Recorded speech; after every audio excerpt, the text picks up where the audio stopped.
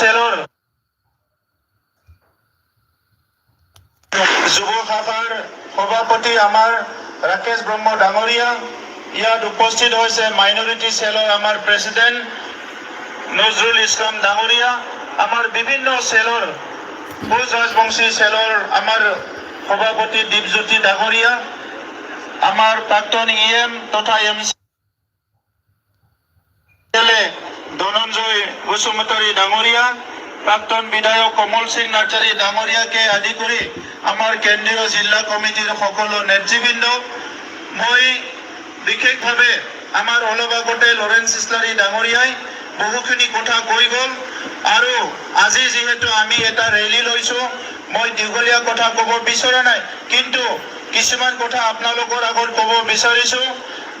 ভাৰত স্বাধীনতাৰ এই ৭৮ বছৰৰ সময়ত আমি সবে এটা সুস্থ ৰাজনৈতিক বাতাবৰণ, এটা সুস্থ সামাজিক বাতাবৰণ, আমাৰ এটা ভাল এটা শিক্ষাৰ পৰিৱেশ আৰু সকলো গ্ৰাম্য অঞ্চলতে হওক টাউনতে হওক সকলো যাতে ভাল অৰ্থনৈতিকভাৱে আগুৱাই যোৱাৰ কিছুমান পথ আৰু কিছুমান সুবিধা আমাৰ ৰাইজে বিচাৰিছে। কিন্তু শেহতীয়াভাৱে অসমৰ ৰাজনীতিত আমি যিটো বিভিন্ন ধৰণৰ যিটো নাটক দেখিবলৈ পাইছো, যিটো আমি ড্ৰামা দেখিবলৈ পাইছো, যি ৰাজনৈতিক কথাবিলাক পৰিৱেশবিলাক চলি আছে, এই ৰাজনৈতিক ড্ৰামাবিলাক নাটকবিলাক পৰিৱেশবিলাক অসমৰ 140টা জনগোষ্ঠী, বড়োলেণ্ডে হওক বা আমাৰ কাৰ্বি আংলঙে হওক, ডিমা হাছাৱে হওক, মিচিং কাউন্সিলে হওক, ৰাভা কাউন্সিলে হওক, তিৱা কাউন্সিলে হওক বা কোনো এটা অঞ্চল আগুৱাই নিয়াত কোনো ধৰণৰ সহযোগ বা সহায় নকৰিব। ৰাজনৈতিক নাটকবিলাক বহুত ওপৰত উঠি গ'ল, যি নাটকবিলাক এটা ডাঙৰ ভেলকিবাজি আমাৰ মানুহৰ আগত চলি আছে।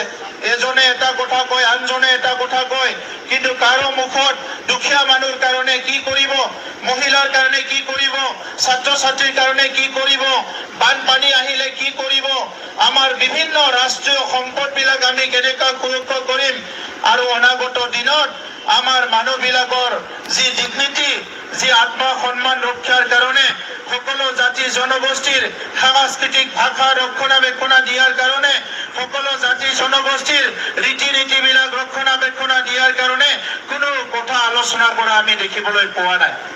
আমি কোনো আলোচনা কৰা দেখিবলৈ পোৱা নাই।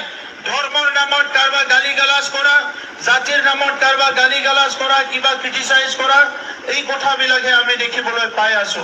গতিকে আজি ভাৰতবৰ্ষ স্বাধীনতাৰ ৭৮ বছৰত যদি বিশ্বগুৰু হ'বলৈ বিচাৰিছে, বিশ্বৰ ভিতৰতে আগশাৰীৰ এজন দেশ হ'বলৈ বিচাৰিছে, আমাৰ ৰাজ্যখনতো ৰাজনৈতিক এটা সুস্থ বাতাবৰণ সৃষ্টি কৰিব লাগিব।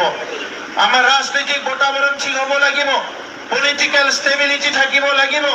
ইয়াত যদি আমাৰ প্ৰত্যেক মাহত বেলেগ এটা পৰিৱেশ আনি সামাজিক অস্থিৰ হয়, ৰাজনৈতিক অস্থিৰ হয়, এই পৰিৱেশবিলাক আহি থকা প্ৰজন্ম, আহি থকা যুৱ প্ৰজন্মক এটা সুস্থ পথত আগুৱাই নিয়াত কোনো ধৰণে সহায় নকৰিব। বড়োলেণ্ডত আমাৰ চৰকাৰ, ছেপ্টেম্বৰ মাহত নিৰ্বাচন হোৱাৰ পিছত আমাৰ চৰকাৰ নাই, আৰু আপোনালোকে দেখিবলৈ পালে UPPL চৰকাৰ যোৱাৰ পিছত সেই আগৰ যিটো 30-40 বছৰৰ পৰিৱেশ বড়োলেণ্ডত আকৌ ঘূৰি আহিল। ইয়াত অশান্তি হ'ল, ইয়াত হিংসা হ'ল, ইয়াত বিভিন্ন জাতি জনগোষ্ঠীৰ মাজত পুনৰ ভেদাভেদ সৃষ্টি হ'ল। যি 26টা জনগোষ্ঠীৰ মাজত UPPLে সমন্বয় গঢ়িছিল, যি 26টা জনগোষ্ঠীৰ মাজত UPPLে মৰম স্নেহ বিশ্বাসেৰে জীয়াই থকাৰ এটা পৰিৱেশ গঢ়িছিল, যি 26টা জনগোষ্ঠীৰ প্ৰত্যেকটো জনগোষ্ঠীকে ভূমিৰ অধিকাৰ প্ৰদান কৰা, সাংস্কৃতিক অধিকাৰ প্ৰদান কৰা, সামাজিক অধিকাৰ প্ৰদান কৰাৰ কাৰণে UPPL দলে কাম কৰিছিল, এই পৰিৱেশবিলাক আজি নাইকিয়া হৈ গ'ল। অৰুণোদয়ৰ নামতো পইচা লোৱা আৰম্ভ হৈছে, PMI ঘৰৰ নামত পইচা লোৱা পুনৰ আৰম্ভ হৈছে, চাকৰিৰ নামত বহুত ডাঙৰ এটা মাৰ্কেট কোকৰাঝাৰত আৰম্ভ হৈছে। সিন্ডিকেট শ্ৰীৰামপুৰৰ পৰা আদি কৰি আজি কোকৰাঝাৰত যিসকল কন্ট্ৰেক্টৰ আহিছে, এইবিলাক সব বাহিৰৰ কন্ট্ৰেক্টৰ। আমাৰ দিনত কোৱা হৈছিলে এতিয়া অকল কন্ট্ৰেক্টৰ নহয়, ৰাজনীতিক দালালি কৰা মানুহবিলাকক বাহিৰৰ পৰা হায়াৰ কৰিছে, আমি সব নাম দিব পাৰো।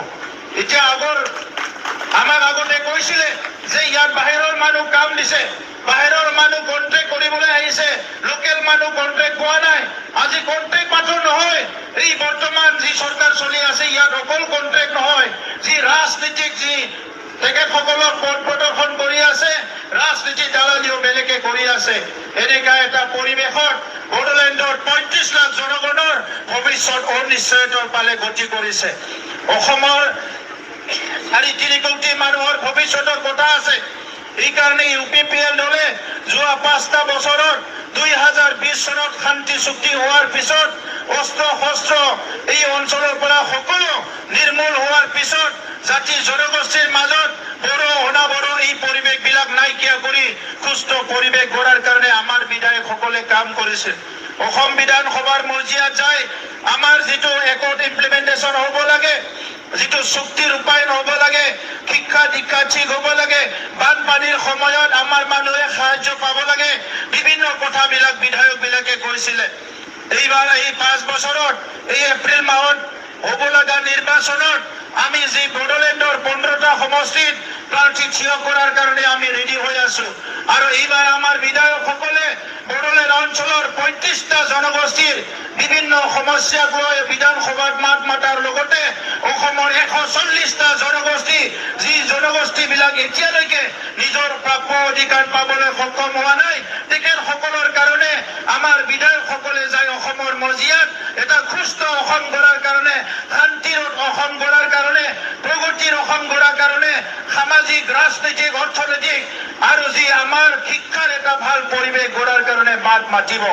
তো সেইকাৰণে শ্ৰদ্ধাৰ ৰাইজ, আমি সদায় বিচাৰো পৰিৱেশটো ভাল হওক, শান্তি হওক, নিৰাপত্তা থাকক, আমাৰ মাজত ভাইচাৰা ভাতৃত্ববোধ মৰম স্নেহ থাকক। কিন্তু কিছুমান ৰাজনৈতিক নেতাসকলে আমাৰ মাজত বিভাজন সৃষ্টি কৰি ৰাজনীতি কৰিব বিচাৰে। তেখেতসকলে সদায় পলাৰাইজ কৰিব বিচাৰে, জাতিৰ নামত ধৰ্মৰ নামত সমাজখন ভাগাব বিচাৰে, সমাজখন ভাঙিবলৈ বিচাৰে। কিন্তু UPPL-এ আমি প্ৰতিজ্ঞাবদ্ধ, সমাজখন আমি কোনো কাৰণত ভাঙিবলৈ নিদিওঁ, পুনৰ হিংসা হ'বলৈ নিদিওঁ, গণতন্ত্ৰটো কোনো কাৰণত আমি দুৰ্বল হ'বলৈ নিদিওঁ। আহি থকা প্ৰজন্মৰ কাৰণে এটা শক্তিশালী গণতন্ত্ৰ গঢ়ি তুলিব লাগিব, য'ত সকলোৰে বাক স্বাধীনতা থাকিব, য'ত সকলে নিজৰ মনৰ কথা ক'ব পাৰিব, য'ত সকলে নিজৰ গাঁৱৰ কাৰণে, নিজৰ অঞ্চলৰ কাৰণে, নিজৰ ডিষ্ট্ৰিক্টৰ কাৰণে, নিজৰ চাব ডিভিজনৰ কাৰণে মুক্তভাৱে সিদ্ধান্ত ল'ব পৰা এটা পৰিৱেশ কৰিব লাগিব। ইয়াত কাৰোবাৰ দাদাগিৰি নচলিব, ইয়াত কাৰোবাৰ হিংসা নচলিব, ইয়াত কোনোবা দাদাগিৰি কৰি কথা কোৱা নচলিব। আজি বড়োলেণ্ডৰ কিবা এটা ঘটনা হলে তৃতীয় পক্ষৰ নাম লয়, বড়োলেণ্ডৰ কিবা এটা হলে ল এণ্ড অৰ্ডাৰ আমাৰ হাতত নাই বুলি কয়। যোৱা 5টা বছৰত কি আমাৰ তাত পুলিচ প্ৰশাসন আছিল নেকি? যোৱা 5টা বছৰত গোটেই থাৰ্ড পাৰ্টিবিলাক গোটেই শুই আছিলে নেকি? কোনো এনেকুৱা নাছিলে। UPPL-ৰ ৰাজনৈতিক দূৰদৰ্শিতা আছিলে, UPPL-ৰ নিজৰ সিদ্ধান্ত আছিলে, UPPL-ৰ নিজৰ চিন্তা আছিলে, বিবেক আছিলে। এই হিচাপে আমি ৰাইজৰ লগত কাম কৰিছিলো। এইকাৰণে আমাৰ চিডলি সমষ্টিৰ বহুত ভাল এটা পৰিৱেশ, বিজনী সমষ্টিও আমাৰ জিকিব। যোৱা নিৰ্বাচনত সৰু সুৰা খেলিমেলিৰ কাৰণে 2টা সমষ্টিৰ আমাৰ MCL-এ হাৰিছে, কিন্তু এইবাৰ তেনেকুৱা পৰিৱেশ নাই। সকলো জনগোষ্ঠীয়ে দেখিবলৈ পাইছে UPPL-ৰ দিনত কেনেকুৱা আছিলে আৰু আজি BPF-ৰ দিনত কেনেকুৱা হৈছে। এইকাৰণে ইতিমধ্যে বিভিন্ন জনগোষ্ঠীৰ ইণ্টেলেকচুৱেল বিলাক, বুদ্ধিজীৱী বিলাক, শিক্ষিত চাম চবেই কৈছে আমাক যে এইবাৰ UPPL-এ বড়োলেণ্ডত পুনৰ MLA জিকিব লাগিব আৰু ভাল ৰাজনীতি এটা নেতৃত্ব দিব লাগিব। সেইকাৰণে আজি চবৰে আশীৰ্বাদ লৈ, চবৰে মৰম লৈ আমি পুনৰ ওলাই আহিছো। আমাৰ হাতত তেখেতসকলৰ নিচিনা শক্তি নাই, আমাৰ হাতত শক্তি ৰাইজৰ মৰম, ৰাইজৰ বিশ্বাস আৰু আমি দিব পৰা ৰাইজক মৰম আৰু সন্মান, এইটো লৈ আমি আগবাঢ়ি যাব লাগিব। কাৰণ গ্ৰাম্য অঞ্চলতে হওক, য'তে হওক, নিজৰ দুবেলা দুমুঠি ৰাইজে ইনকাম কৰি খাই আছে, খেতি কৰি খাই আছে, নিজৰ কামটো নিজে কৰি খাই আছে। কিন্তু তাৰ পিছতো চৰকাৰীভাৱে কিছুমান ৰাজনৈতিক সিদ্ধান্ত লৈ পেলাই যদি সুস্থ পৰিৱেশ গঢ়িব নোৱাৰে, তেতিয়া ৰাইজে সদায় কষ্ট পাব লগা হয়। আৰু এনেকুৱা ক্ষুদ্ৰ ক্ষুদ্ৰ যিবিলাক দুখীয়া মানুহৰ কাৰণে অহা পইচাবিলাকত যিটো আত্মসাৎ কৰিছে, এইটো আগৰ দিনতো হৈছিলে। MG এনৰেগাৰ কামবিলাক আমাৰ দিনত ইমান ভাল হ'ল, এতিয়া আমি কৰা কামবিলাক তেখেতসকলে বাধা দিবলৈ চেষ্টা কৰিছে। তেখেতসকলে 17 বছৰত মাত্ৰ 69,000 ঘৰ বনাইছিলে, আমি 3 লাখ ঘৰ বনাই থৈ আহিলো। আৰু তেখেতসকলৰ যিবিলাক ভুল আছিলে এইবিলাকো আমি যিমান পাৰো শুধৰাই আহিলো।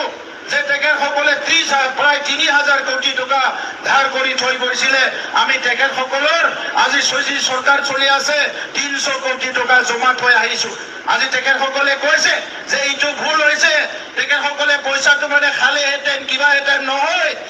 আমি এই ৰাইজৰ টকা, আমাৰ ইলেকশ্যন হৈছে ছেপ্টেম্বৰত, বাজেট হ'ব মাৰ্চত, আৰু 5 মাহ ৰাইজৰ কাম কৰিবৰ কাৰণে আমি টকা থৈ আহিছো। কিন্তু এই টকা যোৱাকালি তেখেতসকলে এছেম্বলিত ছাপ্লিমেণ্টাৰী ডিমাণ্ড আনি পেলাই এই টকাবিলাক তেখেতসকলে আগৰ যিবিলাক ভুৱা বিল এইবিলাক দি পেলাই পইচা খাৱাৰ এটা ফাণ্ড পাতিছে, এইটো আমি দেখিবলৈ পাইছো। এইকাৰণে বিধানসভাৰ মজিয়াতে হওক, BTC কাউন্সিলৰ মজিয়াতে হওক, পাব্লিকৰ মাজতে হওক, গণতান্ত্ৰিক প্লেটফৰ্মৰ হওক, য'তে হওক UPPL দলে সদায় ৰাইজৰ পক্ষত থিয় হ'ব, ৰাইজৰ কাৰণে মাত মাতিব, ৰাইজৰ কাৰণে ৰাজনীতি কৰিব। আমি বেলেগ ৰাজনীতি কৰিবলৈ অহা নাই। মই সকলোকে ধন্যবাদ জনালো। আমি আজি ৰেলী কৰিম অলপমান, বহুত দূৰ নহয়। মই সকলোকে অনুৰোধ কৰিছো যাতে আপোনালোকে সকলো সহযোগ কৰে। মই বিজনীবাসী ৰাইজক ধন্যবাদ জনাইছো, নমস্কাৰ জনাইছো, মোৰ তৰফৰ পৰা মৰম আৰু শ্ৰদ্ধা দিছো। অহা আহি থকা নিৰ্বাচনত এই 3টা সমষ্টি মিলি আমাৰ যি কাউন্সিল সমষ্টি এটা এছেম্বলি হয় আৰু